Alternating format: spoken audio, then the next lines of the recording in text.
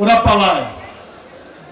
ওরা এত ভালো কাজ করে, যখন পরিবর্তন হয় তাদের ওদের থাকার মতো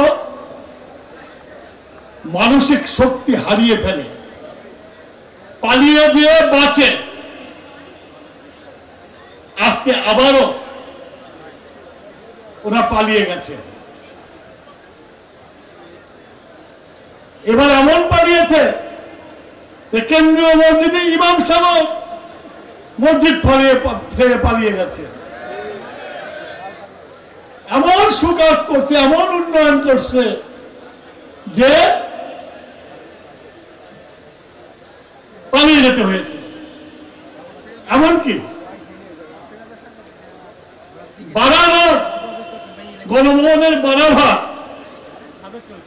যে জনগণ উৎখাত করেছে, সেই জনগণ কিন্তু শেখ হাসিনার কপালে জুটে নাই।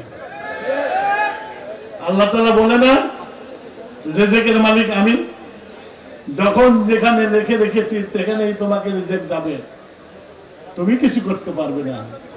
হাসিনা বলতো না, আমি আমি আমার বাপের দেশ, আমার বাপ স্বাধীন করে দিয়েছে।